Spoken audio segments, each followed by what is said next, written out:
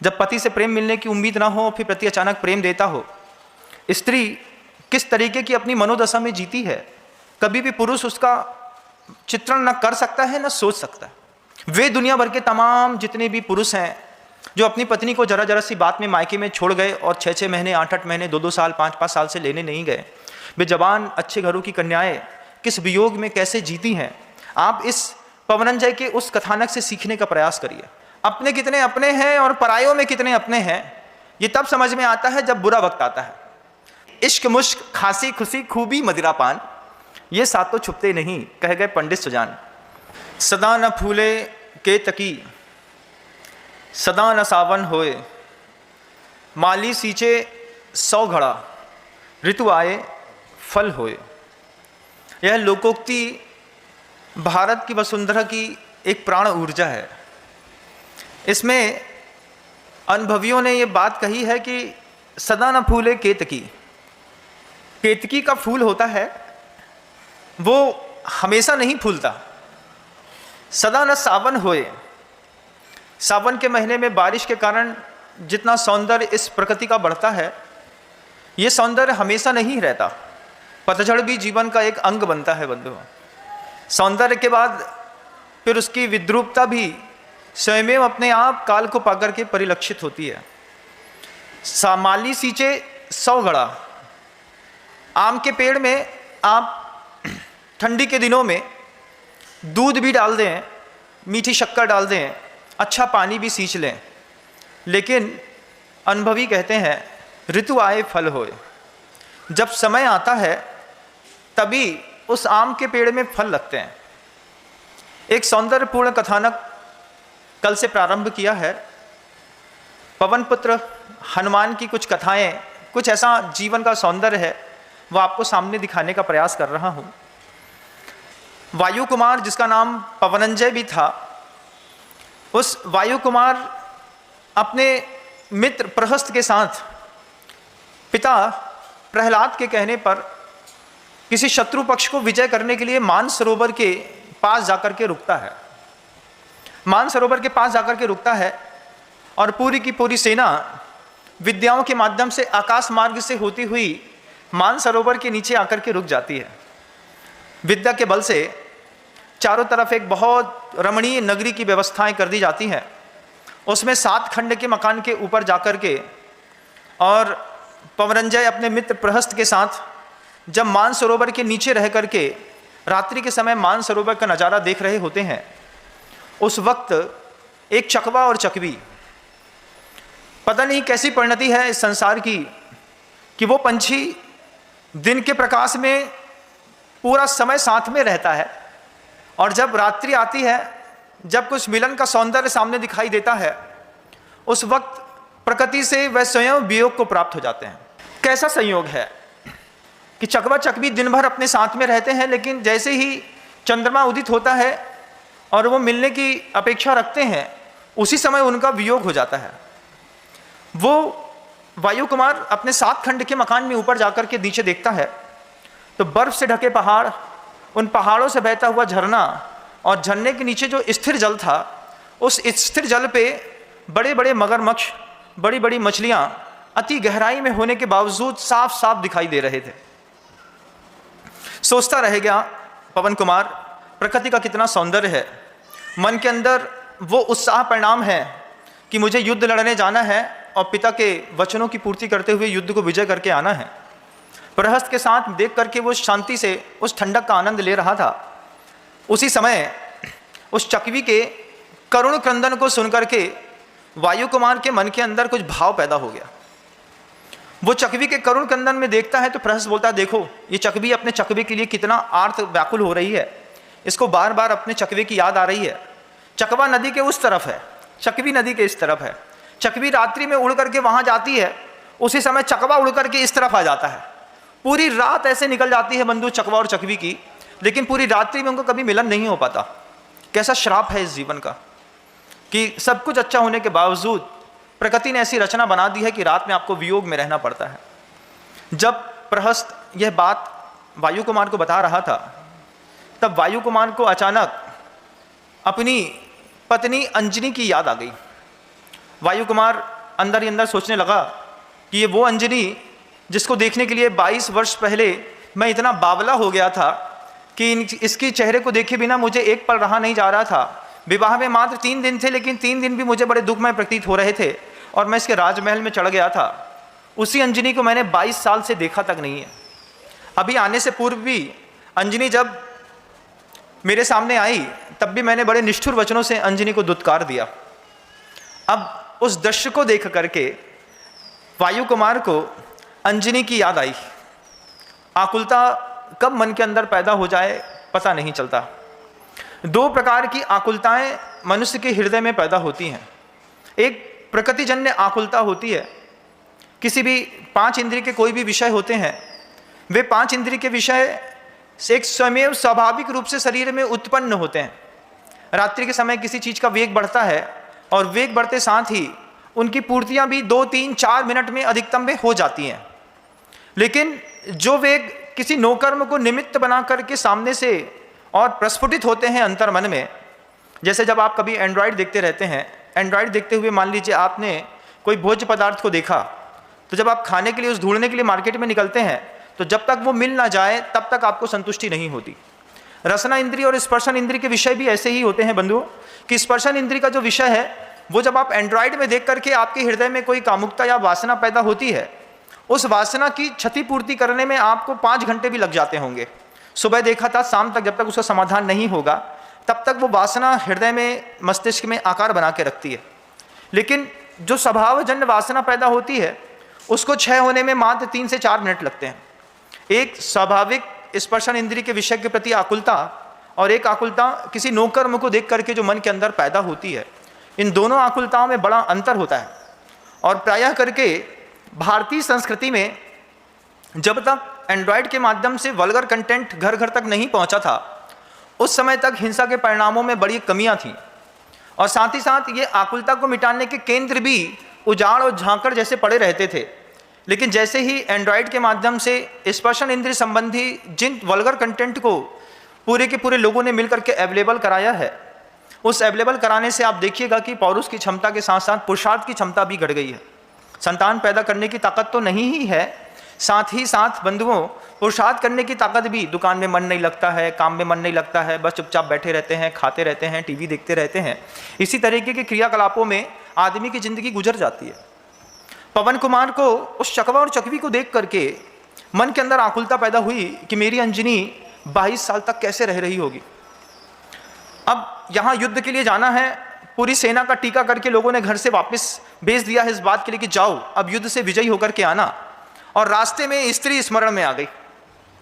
पवन प्रहस्त से कहते हैं कि प्रहस्त, अभी तो पूरी रात है, देव वंदना के बहाने मुझे मानसरोवर में जितने भी जिनाले हैं, इन जिनालों की यात्रा के बहाने लेकिन मुझे एक बार अंजनी के पास तक ले चलो।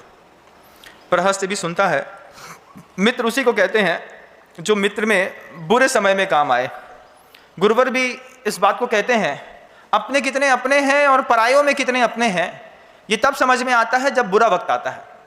बुरे वक्त में अपना साथ छोड़ करके 1000 बार देखिएगा चला जाता है, और कभी पराये होते हैं जिनको लगता है कि अरे ये तो सामने परेशान हो रहे हैं और चुपचाप आकर के सहयोग कर देते हैं।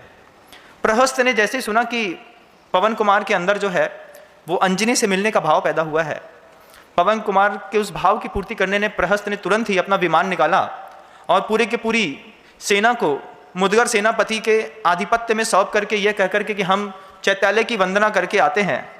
अभी जब ये शब्द मैं कभी जब कथानक में पढ़ रहा था तब मैं सोच रहा था कि उस समय भी अपनी इच्छा पूर्ति के लिए झूठ का सहारा लेने पर लोगों ने चैत्यालय और देव वंदना का सहारा लिया कि चैत्यालय के बहाने वो अपनी प्रेमिका से मिलने चला गया। आज भी मंदिरों में ये आप कभी देखिएगा होता है कि प्रेमी और प्रेमिका मंदिर में एग्जैक्ट टाइम पे आते हैं, दोनों लोग ऐसा घड़ी में लाके सुनो 9:45 मतलब 9:45 याद रखना। लेकिन समझदार लोग क्या करते हैं, समझदार इतने समझदार होते हैं कि 3 दिन में वॉच कर लेते हैं कि वो बेटी और ये लड़का ठीक 9:45 बजे मंदिर के अंदर पैर रखता है। चौथे दिन आप नहीं भी बताएं तो भी गांव वालों से कुछ छुपा नहीं रहता बंधुओं। इश्क मुश्क खांसी खुशी खूबी मदिरा पान। पूज मुनिराज श्री आगम सागर जी महाराज, जब भी उनके मुख से ये बात सुनता था तो मुझे लगता था कि मैं बार बार उनको बोलता था कि ये बाबा जी कैसे हैं, इन बाबा जी को मैं कुछ करता हूँ इनको तुरंत पता चल जाता है। आगम सागर जी महाराज जब हम साथ में रहते थे, वो मेरा चेहरा देखते थे और चेहरा देखते साथ ही मुझसे बोल देते थे, विनम्र आज कुछ गड़बड़ हो गई है।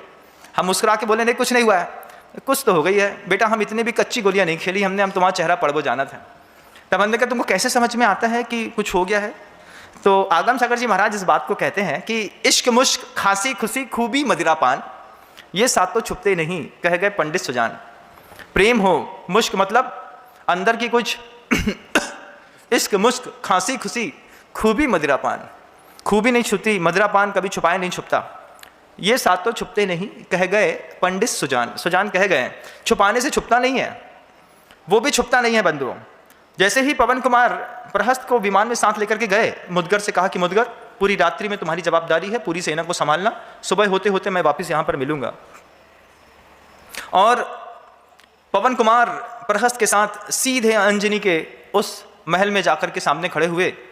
पवन कुमार की हिम्मत नहीं हुई, पवन कुमार की हिम्मत नहीं हुई कि सीधा अंजनी के पास चले जाएं।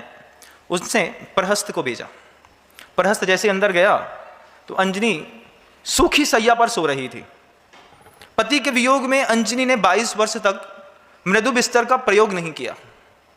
इस कला कौशल से बहुत कुछ सीखने मिलता है कि जब पति घर में नहीं रहता तब स्त्रियां प्रायः करके चटाई में सोना पसंद करती थीं कि भैया एक सूखा तृण दे दो, उसी में सो लेते हैं। बोले क्यों, आज सैया नहीं चाहिए? बोली अभी ये है नहीं, सैया में सो करके क्या करेंगे? तो स्त्रियां इतनी जागरूक और समझदार हुआ करती थीं कि जिन दिनों में या फिर जब पति विदेश यात्रा में जाते थे तो वह सैया जिसकी आप लोग प्रथम दिवस जो लोकाचार चलता है उसकी पूजा अर्चना इत्यादि भी आप लोग कभी कुछ करते होंगे। लौकिक वातावरण में आप लोग को कुछ पता होगा, मुझे कुछ ज़्यादा पता नहीं, लेकिन सुना सुना बहुत कुछ रहता है दिमाग में। तो उस सैया में ऊपर जो है वो स्त्रियां प्रवेश नहीं करती। क्यों? क्योंकि पति नहीं है, 5 दिन के लिए बाहर गए हैं, काम से गए हैं, तो 5 दिन तक स्त्रियां जो हैं जमीन में चटाई बिछा करके सो जाती थी। अंजना अपने महल में शुद्ध काष्ठ के तख्त पर सो रही थी और नीचे उसी का हाथ फंसा हुआ था। नीचे धरती पर बसंत माला सो रही थी जो उनकी दासी थी। प्रहस्त ने जैसे ही अंदर प्रवेश किया, दरवाजे खुलने की आहट से अंजना सबसे पहले जगी।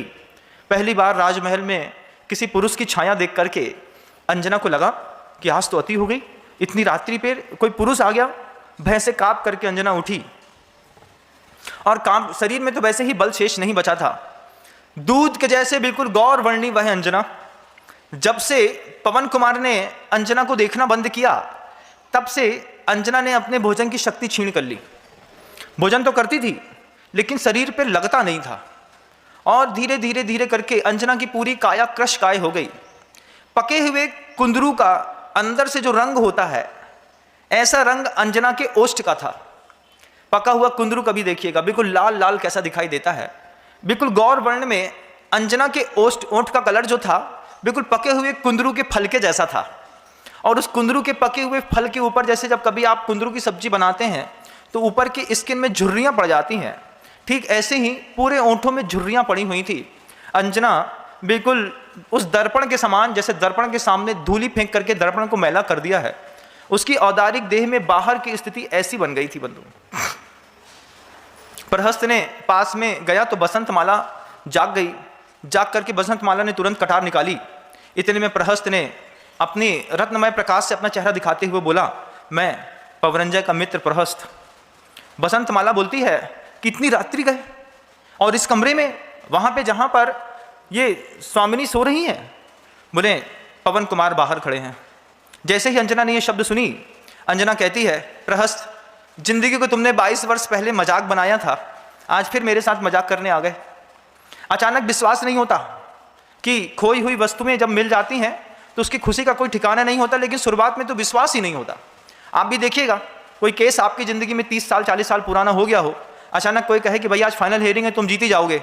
अरे कहाँ भैया, 30 साल से देख रहे हैं, कुछ होने वाला नहीं है। अंदर की उदासीनता आदमी के उस पुण्य के आगे काम करती रहती है। कितनी चीज़ों में ऐसी घटनाएं घटती हैं। अंजना ने जैसे ही प्रहस्त का चेहरा दिखा, प्रहस्त से बोली, प्रहस्त तुमको मजाक करते हुए लज्जा नहीं आती? इतनी घनघोर रात्रि में जब मेरे स्वामी कल ही यहाँ से रण क्षेत्र के लिए कूच करके गए हैं और तुम मुझसे ऐसा मजाक करते हो? तुम्हें मुझ अबला के ऊपर बिल्कुल भी दया नहीं आती है? स्वामी क्या सोचेंगे? तब प्रहस्त कहता है कि स्वामिनी बुरे दिन गए। शुरुआत में ही मैंने कहा ना, सदा न फूले केत की सदा न सावन होए, माली सींचे 100 घड़ा, ऋतु आए फल होए। जब पुण्य की बौछारें बहारें आती हैं, क्या क्या साथ में लेकर के आती हैं, कुछ कहा नहीं जा सकता बंधु। लेकिन पाप के साथ, अपकर्म के साथ, अशुभ कर्मों के साथ जीते जीते जीते हमारे जीवन में अशुभ के साथ जीने की ऐसी लगन लग जाती है कि जीवन में कभी कोई अपॉर्चुनिटी मिलती भी है तो हमको लगता है ये हमारी नहीं है। अंजना को भी विश्वास नहीं हुआ कि पवनंजय हमारे पास आकर के खड़े हो गए जाएंगे। प्रहस्त ने कहा, आप अपने आप को व्यवस्थित करें, पवनंजय बाहर खड़े हैं, मैं उनको लेकर के आता हूँ। रास्ता मार्ग बताते साथ ही बसंतमाला ने बड़े बड़े मोतियों में, गज मोतियों में गड्ढे करके, जिनके अंदर शुद्ध घी की बाती के दीपक जल रहे थे, और उस शुद्ध घी में भी विभिन्न प्रकार के चूर्णों के माध्यम से सुगंधित द्रव्य मिला दी गई थी। जैसे ही वह बाती जली, पूरे के पूरे कमरों में प्रकाश के साथ साथ सुगंध फैलने लगी। वह सुगंध अभी जैसे आप लोग आपके घरों में मोमबत्तियां बिकती होंगी, बड़ी बड़ी कंपनियों की, विदेशों की मोमबत्तियां बिकती हैं, आप उसको जलाते हैं तो फ्रेग्रेंस भी फैलता है और लाइट भी फैलती है। ठीक ऐसे ही उस समय बड़े गजमोती जो गज के मस्तक से निकलते थे, उस मोती को गड्ढा करके उसमें अंजना के महल में दीप स्तंभ बने हुए थे। बसंतमाला ने सारे के सारे दीप स्तंभ एक साथ जला दिए। ऊपर हीरे की कारीगरी के कारण नीचे से जैसे ही दीपक जलाया तो पूरे के पूरे कमरे में चकमक चकमक करके रोशनी फैल गई। उसमें सामने से आते हुए पवनंजय को जब पहली बार आंख भर करके अंजना ने देखा, अंजना देखते साथ ही मूर्छित हो गई बंधु। मूर्छित अंजना ने, जैसे ही पवन कुमार ने अंजना को अपने हाथों में उठाया, 2 मिनट तक तो अंजना निश्चेत पड़ी रही, और जैसे ही पवनंजय ने अश्रुपात करते हुए अंजना से कहा कि अंजनी, बहुत दुखी हो, जब पति से प्रेम मिलने की उम्मीद ना हो फिर पति अचानक प्रेम देता हो। स्त्री किस तरीके की अपनी मनोदशा में जीती है, कभी भी पुरुष उसका चित्रण न कर सकता है न सोच सकता है। और स्त्री की ही खासियत है, 22 वर्षों तक किए गए अपराध को एक मुस्कुराहट के साथ माफ कर देती है। आपको ऐसा लगता है कि वो बराबरी से बदला लेती है, नारी शक्ति नहीं है। नारी शक्ति तो प्रेम पे और वात्सल्य पे है, लड़ाई पे नारी शक्ति नहीं होती। जिन स्त्रियों को ये आदत हो जाती है कि मैं तो अपने पति से पूरा बदला लेके रहूंगी चाहे कुछ हो जाए, वास्तव में वो शरीर से स्त्रियां रहती हैं, अंदर से पुरुष रहती हैं। क्योंकि बराबर से लड़ने की क्षमता स्त्री में कभी मिली नहीं। स्त्री में तो प्रेम, समर्पण, वात्सल्य, दया, क्षमा, ये ऐसी चीजें थीं जो उनकी स्वभावगत परिणतियों में हमेशा विद्यमान रही। पति ने लाख गलती करी, स्त्री के सामने जाकर के 2 बार बोला, देखो मुझसे गलती हो गई, तुम मुझे माफ कर दो। स्त्री तुरंत बोलती है, देखो आइंदा से ऐसा नहीं करना, नहीं तो हम जी नहीं पाएंगे। वो कभी भी बहुत ज़्यादा प्रॉपर एक जैसा डिबेट नहीं करती। जो महिलाएं तुरंत पूरा बराबरी से स्त्री से लड़ना, पुरुष से लड़ना चाहती हैं, बिल्कुल बराबर की फाइट, तुमने एक पंच दिया है तो हम भी कम नहीं है, उठा के तुम्हारी हाँ की तुम्हारे सिर पे मारेंगे। जो स्त्रियां ऐसा सोचती और करती हैं, उनके अंदर से तो पुरुष वेद का उदय होता होगा, तब जाकर कि वो बाहर से तो कुछ भी करती हो, स्त्री रहती हो, अंदर से उस वेद की उदीर्णा के कारण ही इस तरीके के झगड़े होते हैं। जैसे ही पवन कुमार ने अंजनी को हाथ में लिया, पहली बार 22 साल के बाद पति पत्नी होने के बावजूद, संबंध शादी होने के बावजूद पहली बार पवन कुमार का स्पर्श जब अंजना को लगा तो उस वक्त अंजना के पूरे शरीर पर एक एक रोम खड़े हो गए।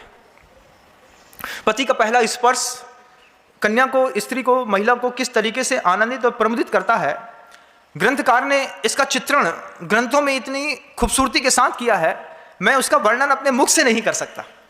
बस इतना बताना चाहता हूं कि पूरे शरीर में अंजना के रोमांच खड़े हो गए। अंजना बिल्कुल क्रसकाय थी। 22 वर्षों में बिना पति के साथ में रहने के कारण भोजन इत्यादि करने के बावजूद शरीर पे भोजन लगता नहीं था। जब मन में विकल्प होता है ना बंधु, आप कितनी भी डीप फ्राई करके तली रोटी खिला दीजिए, चाहे सब्जी खिला दीजिए, चाहे भैंस का दूध पिला दीजिए, चाहे रबड़ी पिला दीजिए, लेकिन विकल्प पूरी की पूरी भोजन की ऊर्जा को विकल्प खींच करके बाहर कर देता है। शरीर बिल्कुल क्रसकाय पड़ा रहता। कभी आप अपने किसी संबंधियों को देखिएगा, महीने 2 महीने में बाद देखते हैं तो लगता है अरे चेहरा बदल गया, अरे क्या हो गया तुमको, कैसे सूखते चले जा रहे हो। नहीं कुछ नहीं, ऐसे ही सब ठीक है। सब ठीक कैसे है जब घर के अंदर अच्छा भोजन है, उसी भोजन को करके तुम्हारी पत्नी मोटा रही है और तुम दुबला रहे हो। ऐसा क्या हो गया? कुछ नहीं, सब ठीक है। फिर धीरे से बोलता है अच्छा बताओ क्या हो गया। कुरेदने पर पता चलता है बिजनेस में बहुत लॉस है, रात भर नींद नहीं आती, उस चक्कर में बहुत परेशानी है। अच्छा खाने के बावजूद वो समझाती भी है सब ठीक हो जाएगा, सब ठीक हो जाएगा, लेकिन कब हो जाएगा भगवान जाने। विकल्प होता है तो भोजन शरीर पे लगता नहीं बंधु। अंजना रोज भोजन करती थी गुरुजनों के कहने पर, लेकिन शरीर को बिल्कुल क्रस काय कर दिया था।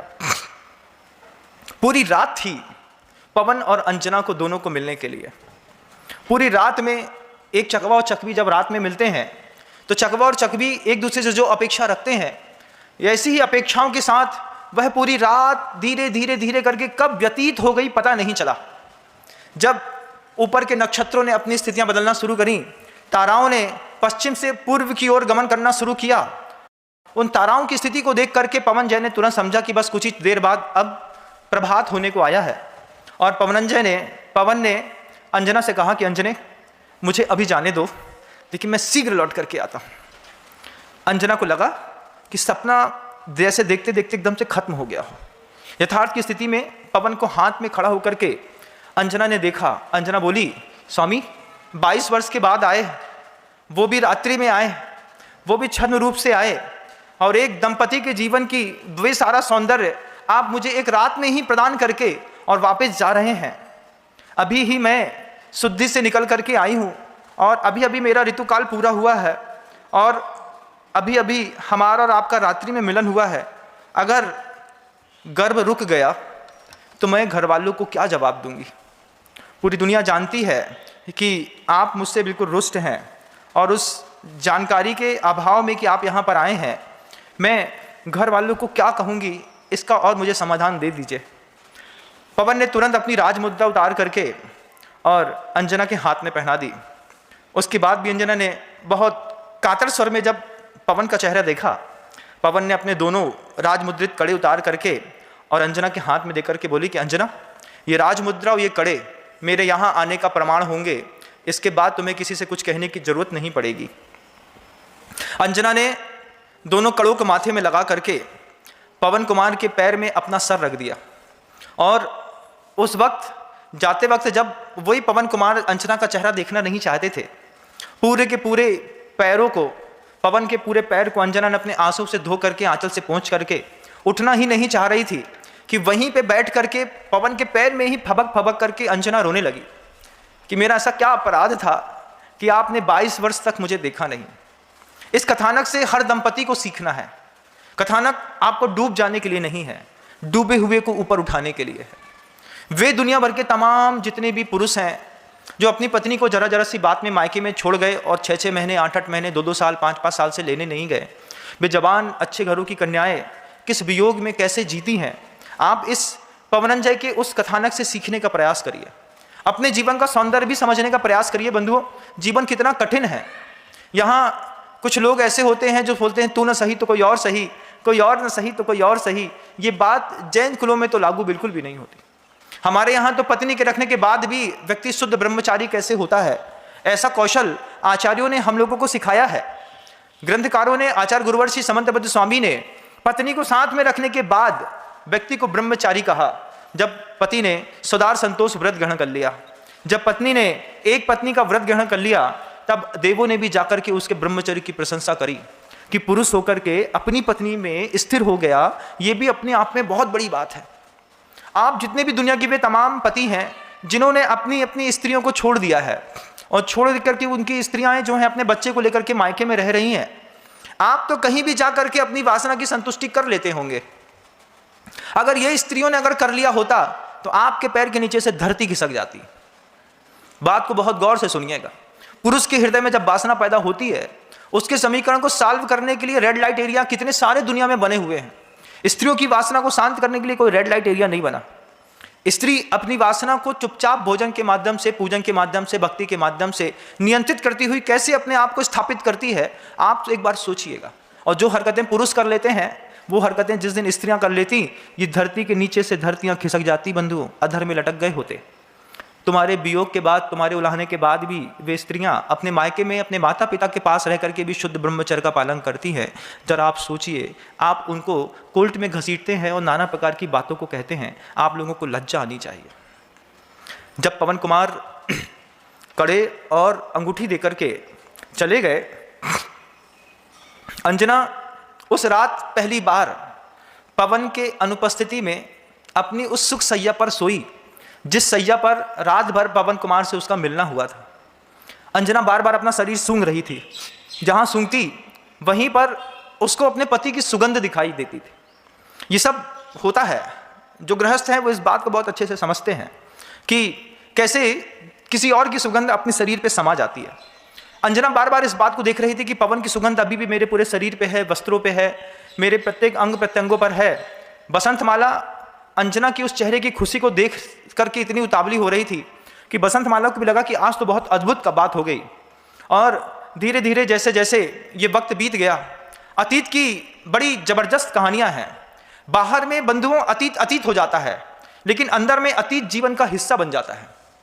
एक दिन की घटना जीवन का हिस्सा बन जाती है बंधुओं। वो अंजना के साथ भी वो उस रात उसके जीवन का हिस्सा बन करके और गर्भ में पलने वाले एक शिशु को दे गया। पहली बार का समागम एक शिशु को अंजना के गर्भ में छोड़ करके चला गया बंधुओं। 1.5 माह के पश्चात, 2 माह के पश्चात जब पहली बार अंजना को इस बात का एहसास हुआ कि मेरा शरीर अब धीरे धीरे भरने लगा है, धीरे धीरे मेरे मासल्स, मेरी बाहुएं, मेरे गालों में अतिरिक्त मांस इकट्ठा होने लगा है। और वैद्यकीय चिकित्सा परीक्षण में अंजना ने अपने आप को पाया कि वह गर्भवती है। बसंतमाला के गले में लग करके अंजना बहुत खुश हुई और शांत रूप से अपने उस महल में रुकी रही। लेकिन जैसे ही 5 मास पूरे हो गए, अंजना का गर्भस्थ शिशु अंजना के उस शरीर से बाहर दिखाई देने लगा। अंजना का जब गर्भ बाहर बड़ा दिखाई देने लगा और सास ससुर ने देखा, तो सास ससुर ने बस एक ही बात कही अंजना से कि कुलटे, किसके साथ मूला काला कर लिया? 22 वर्ष तक हमारे साथ रह रही थी, तब तक तो कुछ नहीं किया। पहली बार जब हमारा पुत्र बाहर गया है, उतने दिनों में तुमने किसके साथ इस पूरे राज्य कुल को बदनाम किया है, बताओ। अंजना क्या बोलती? अंजना ने कहा कि माँ, पवन कुमार खुद मेरे कमरे में आए थे। माँ को विश्वास ही नहीं हुआ कि मेरा पुत्र 22 वर्ष से जिससे बात नहीं करना चाहता है, वो कैसे इसके कमरे में आ सकता है। बार बार अंजना ने कहा, माँ, पवन कुमार खुद आए थे। माँ को विश्वास ही नहीं हुआ, ससुर को विश्वास नहीं हुआ। जब अंजना ने अंदर से जाकर के राजमुद्रा दिखाई, बसंतमाला को सामने खड़ा किया, तो बसंतमाला को तो वो सुनने मिला कि तू दासी होकर के तुमने रानी को बर्बाद कर दिया। पता नहीं किसके साथ जोड़ करके तुमने इस पाप को फलने के लिए यहाँ पर छोड़ दिया है। सोचिए, गर्भ में महापुरुष है, गर्भ में वो व्यक्ति है जिस व्यक्ति को कामदेव बनना है आगे चल करके। वो उस कामदेव है, तदभ मोक्षगामी है, बज विषम नारा सहनन का धारी बालक गर्भ के अंदर पल रहा है। और बाहर से उसकी माँ को उल्टा शब्द सुनने पड़ रहे हैं। बाहर से उसकी माँ को सुनना पड़ रहा है ताना किस बात का, कि पता नहीं किसके साथ मुंह काला करके चली आई। अपने उस शिशु के पुण्य को देखिएगा और बाहर की परिस्थितियों को देखिएगा। अंजना के चेहरे पर रोज लाली बढ़ रही थी। अंजना माँ के सामने आकर के पवन के हाथ की उतारी हुई उस राजमुद्रा को हाथ में देती है, दोनों कड़े देती है और कहती है, माँ ये देखिए, ये बात मैंने खुद पवन कुमार से कही थी। तब पवन कुमार ने अपनी राजमुद्रा और ये 2 कड़े मुझे देके गए हैं। उसके बाद भी सास ससुर को विश्वास नहीं हुआ। अरिंदम आदि 100 भाइयों की एक अकेली बहन, राजा महेंद्र की जो सुपुत्री थी, उस पुत्री को 22 वर्ष तक जिसने हमेशा अपनी पूर्व में मायके में नाजों में पली थी, उस नाजों में पली हुई कली को 22 साल तक पति का वियोग, दुर्भावनाएं, बुरे शब्द सुनना पड़ा। ससुराल में जा करके ससुराल ना हो गया, अग्नि परीक्षा का केंद्र हो गया। अगर आज भी ससुराल अग्नि परीक्षा का केंद्र है, तो फिर अपने घर की बच्चियों को अग्नि परीक्षा देने के लिए सामर्थ्य पैदा करने वाली भी आपको बनाना चाहिए। हम अपनी बच्ची को पढ़ाते हैं, लिखाते हैं, बढ़ाते हैं, लेकिन आर्ट ऑफ लिविंग में जो उसकी उस पर्याय के साथ जरूरी पोषक तत्व हैं, मृदु भाषण है, संभाषण है, क्षमाशीलता है, वात्सल्य है, धैर्य है, मुस्कुराहट है, साथ ही साथ विवेकशीलता है, ये सब चीज़ों से हम उनको कभी हमेशा शून्य करके रखते हैं। कभी भी हम उस बच्चियों को इन चीज़ों की तरफ फोकस ही नहीं करना चाहते हैं। सुख की तो 1000 सामग्रियां आपने अपनी बच्चियों को दी हैं, लेकिन शांति की कौन सी सामग्री माता पिता के द्वारा बच्ची को दी गई है, एक बार मुझे सोच करके बताइएगा। सुख के सारे साधन घर के अंदर उपलब्ध हैं, दोनों चीजें चाहिए ना। महाराज के पास भी आते हैं तो क्या बोलते हैं, महाराज आशीर्वाद दो, घर में सुख शांति रहे। अब सुख की सामग्री की तो इकट्ठी कर ली, शांति की कौन सी सामग्रियां होती हैं? मार्केट में मिलती हैं? मार्केट में नहीं मिलती। कहाँ मिलती हैं? ग्रंथों में मिलती हैं, पौराणिक ग्रंथों में मिलती हैं, गुरुओं के पास मिलती हैं, प्रवचनों में मिलती हैं, उद्बोधन में मिलती हैं, घर में माता पिता से मिलती हैं। हर चीज़ में थोड़ी थोड़ी चीज़ों में सिखाया जाता है धैर्य रखना, पेशेंस। कितना बड़ा गजब की चीज़ होती है, ये बड़े होने पर पता चलता है। लेकिन शुरुआत से थोड़ा थोड़ा स्ट्रेस देकर के सिखाया जाता है। एक सामान्य से बैल होता है, उस बैल का जो बछड़ा होता है ना, बछड़ा, कभी आप लोग देखिएगा, हम लोग ने बीना बारा में हमने पहली बार देखा था, 8 महीने का नटवा था। वो नटवा, उसको किसान ने एक बड़ी लकड़ी लेकर के उसको बीच से चीर करके नटवे के गले में लटका दिया। कभी कभार आप देखिएगा छोटे छोटे नटवों के गले में लकड़ियां लटकती रहती हैं। अब उससे पूछा किसान से कि इसके गले में लकड़ी क्यों लटकाई है? बोले महाराज ये अभी 6 महीने का है, इस 6 महीने के नटवे को लकड़ी लटका करके इसकी गर्दन नीची करना सिखा रहे हैं और साथ ही साथ गर्दन में भार वहन की ताकत पैदा करी जा रही है। अभी तो 6 महीने का ही है, यही उम्र है महाराज, 1.5 साल का होते होते तो बैल को हल में जोत देंगे और यही पूरे की पूरी खेती करेगा। तो शुरुआत कैसे करते हैं? शुरुआत करते वक्त उस नटवे के कंधे में लकड़ी का एक बहुत बड़ा भाग छोड़ देते हैं, दिन भर उसके गले में लटका रहता है। लटके रहने के कारण गर्दन में वजन सहने की ताकत आ जाती है, गर्दन नीचे झुकाने की आदत आ जाती है। फिर जब कभी भी उस नटवे को बैलगाड़ी में लगाते हैं, नटवा बैलगाड़ी को तोड़ करके भागता नहीं है। नहीं तो कई बार होता है ना कि जुआ तोड़ करके बच्चे जो उद्दंड बैल होते हैं वो जुआ को तोड़ करके भाग जाते हैं।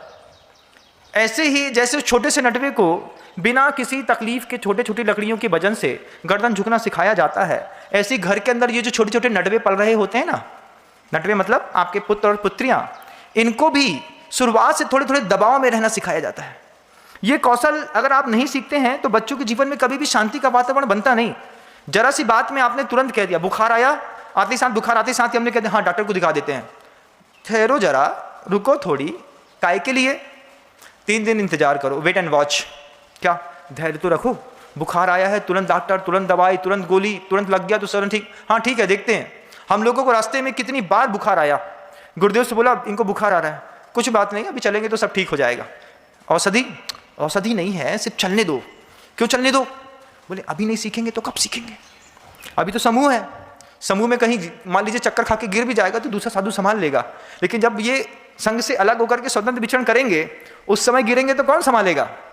तो उस वक्त भी गुरुदेव हम लोग को छोटी सी उम्र में, जब मैं पूज्य गुरुवर के पास आया तब मेरी उम्र 20 साल की थी, उस वक्त भी मैं देखता था कि बुखार आ गया तो चाची बोलते थे बस देखो गर्म पानी देना और गर्म पानी पी के चले आना। उपवास लंघन से जाता है, आयुर्वेद का सिद्धांत है। गुरुदेव ने तुरंत कभी भी किसी चीज का निदान नहीं किया और आज उस चीज से इतना धैर्य मन के अंदर है कि जब कभी क्षेत्र के या समाज के या ट्रस्ट के लोग कभी कोई बात नहीं सुनते हैं और आज सुनते हैं, 3 दिन बात करते हैं, 8 दिन बात करते हैं, तो इस बात का धैर्य रहता है, बोले ये सब तो होता है। ये धैर्य कहाँ से आया? अगर माता पिता नहीं सिखाएं, गुरु नहीं सिखाएं तो बेटों में धैर्य कहाँ से आएगा? सुख के साधन तो हैं घर के अंदर, गाड़ी है, BMW है, पैसा है, सब कुछ है, लेकिन धैर्य कहाँ है? जिस चीज की जरूरत है शांति के लिए की जरूरत है, वात्सल्य कहाँ है, प्रेम कहाँ है, दया कहाँ है, क्षमा कहाँ है, करुणा कहाँ है, अहिंसा कहाँ है? ये शांति के साधन है। आशीर्वाद मांगने मात्र से, मुंह से बोला महाराज आशीर्वाद दीजिए सुख शांति रहे, तो बस इतनी साधु भी कहते हैं सुख के साधन तुमने अपने पुरुषार्थ से इकट्ठे कर लिए हैं, शांति के साधन आदमी को स्वयं खोजना पड़ता है। साधु लोग ग्रंथों में, गाथाओं में खोजते हैं, आप अपने जीवन की परिभाषाओं में खोजते हैं। आपने अपने घर के अंदर बच्चों को शांति के सूत्र भी दीजिएगा, धैर्य सिखाइएगा। शाम को कहा पिताजी से, सुबह 15 अगस्त की परेड थी, आज है मुझे अपनी बात घर की, 15 अगस्त का सुबह परेड होना था, मॉनिटर बना करके सबसे आगे खड़ा होना था, शर्ट खराब थी, 6 महीने यूज करते करते, बचपन में 5वीं 7वीं क्लास का बच्चा 30 रुपए की शर्ट को कितने दिन चलाएगा? और उस वक्त मिलती भी इतने में थी, 30, 35, 40 रुपए में बनी बनाई शर्ट मिल जाती थी। पहन करके पिताजी से बोला कि कल 15 अगस्त है और एक शर्ट नहीं चाहिए है। बड़े उत्साह के साथ अपने पिताजी से बोला अभी नहीं, अभी वो शर्ट को 3 महीने और चलाओ। हमने कहा क्या बोले? जैसे हमने बोला क्या बोले, दिया कान के ऊपर एक। हमने कहा ये तो ज्यादा ही हो गई। मम्मी के पास गए, मम्मी के पास जाकर के पूछा हमने कहा हमने शर्ट के लिए बोला, पापा ने मार दिया। अच्छा पापा ने मार दिया, कोई बात नहीं। अब 15 अगस्त की सुबह 7:30 बजे झंडा फहराया जाना है।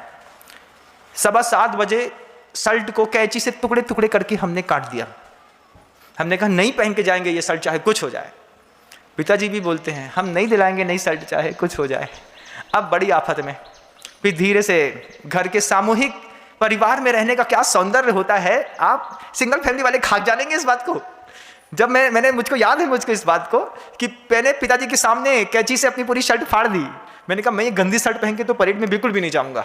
पिताजी ने कह दिया आज तो शर्ट नहीं दिलाएंगे चाहे कुछ जाए, आज बनियान पहन के जाना पड़ेगा। तो घर के अंदर जब सामूहिक परिवार में चाचा, ताऊ, पापा रहते हैं, तो जब पिता डांटते हैं तो चाचा संभाल लेता है। चाचा बोलते हैं, बोलो मत, इधर आओ।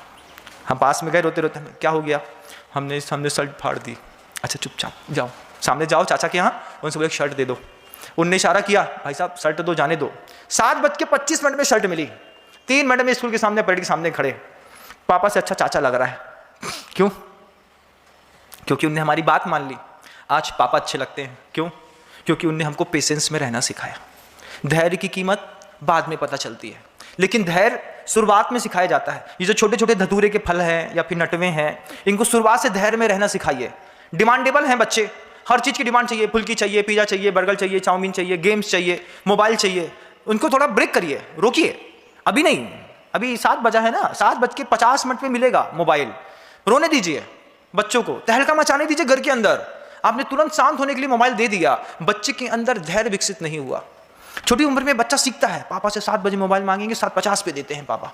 5 बार में, 7 बार में, 10 बार में बच्चे इस बात को अपने दिमाग के अंदर बहुत अच्छे से बैठा लेंगे।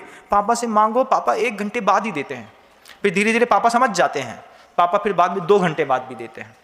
लेकिन बच्चे को इस तरीके से धैर्य अंदर डेवलप होता है। बच्चे के अंदर, लड़का हो या बेटी हो, आप धैर्य डेवलप करिए, क्षमा डेवलप करिए, पेशेंस डेवलप करिए। लाइफ में ये काम आते हैं। सिर्फ पैसा ही हर वक्त काम नहीं आता बंधुओं। सुविधाएं देता है, लेकिन मानसिक अनुकूलताएं तो शांति के बीच सूत्र देते हैं, जो आप अपने बच्चों को घर के अंदर रह करके सिखाएं। छोटा सा बच्चा है, स्वतंत्र आत्मा है, स्वतंत्र शरीर है, स्वतंत्र व्यक्तित्व है, आपके गर्भ से आया है, आपके जीन से डेवलप हुआ है, लेकिन आप नहीं है। वो एक स्वतंत्र सत्ता है। उस सत्ता को बचपन से ट्रीटमेंट देना है, बचपन से सिखाना है उस बच्चे को कि वक्त पे तो नहीं मिलेगा।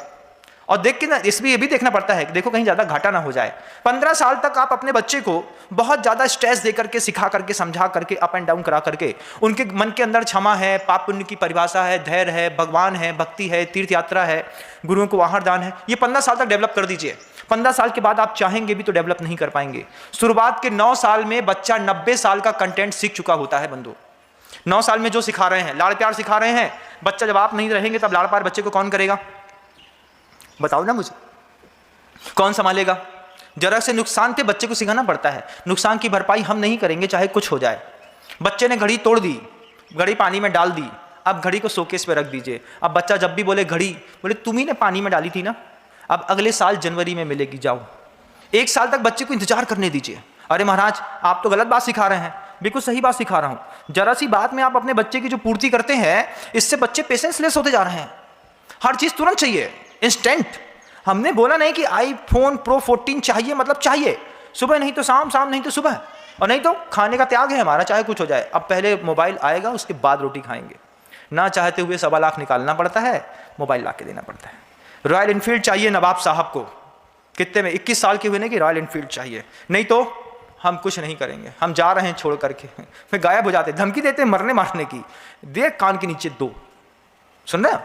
हाँ, देख करके भी धीरे से समझाओ, क्या अभी नहीं मिलेगी, मिल भी जाए तो फिर समझाओ, गाड़ी दे दी है, पेट्रोल का खर्चा खुद पैदा कर लेना, समझ में आ जाएगी। लेकिन हम अपने बच्चे को धैर्य बिल्कुल भी नहीं सिखाते, तनिक भी नहीं सिखाते। वहां अंजना के पास कितना धैर्य था, आप सोचिए। अंजना कितने धैर्य के साथ पवन के साथ एक रात, एक अतीत क्या होकर के गया है, अतीत अपनी निशानियां गर्भ में छोड़ करके चला गया।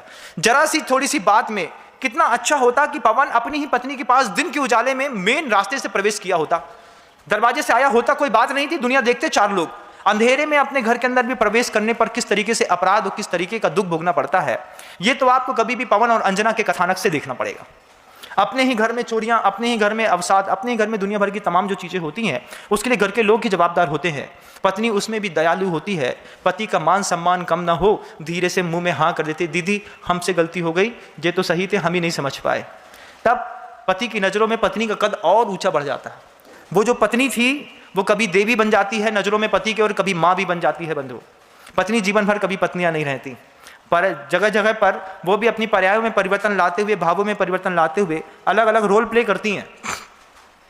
अंजना ने कहा सास ससुर से कि माँ वो खुद आए थे, बस इतनी सी गलती हो गई कि वो मुख्य द्वार से नहीं आए, अगर मुख्य द्वार से आए होते तो आप भी देख लेती, दरबान भी देख लेते। लेकिन ये कैसे कह सकती थी अंजना, अपने पति का गौरव बचा के रखना है। सास ससुर ने चिंतन करके और अंजना को उनके माता पिता के पास भेज दिया। सेनापति से कहा कि जाओ इसको इसके पिता के नगर के बाहर छोड़ करके चले आना, नगर तक ये खुद चली जाएगी। जब यहाँ से सेनापति लेकर के उपवन में छोड़ करके, नगर के बाहर उपवन रहता था, उपवन में छोड़ करके चले आए। जब कभी जैसे आपके घरों में कॉलोनी के मोड़ में एक गार्डन रहता है, अब मान लीजिए किसी को नंबर नहीं मिल रहा है तो लोग क्या करते हैं, गार्डन के सामने खड़े हो जाते हैं, फ़ोन लग जाते हैं, भैया ये C36 कहाँ पे है समझ में नहीं आ रहा, लेकिन मैं B ब्लॉक के सामने वाले गार्डन पे खड़ा हूँ, उपवन में खड़ा हूँ, आके मुझे ले जाओ। तो वो उपवन तक सेनापति छोड़ करके चला आया। अंजना के पेट में 5 माह का गर्भ, 5 माह के गर्भ के साथ अंजना और उसकी एक दासी बसंतमाला ये अपने ससुराल से ताड़ित होकर के भगाई गई। माता पिता के नगर के सामने पहुंची और द्वारपाल ने पहले देखते साथ ही मुस्कुरा करके अंजना का अभिवादन कर दिया।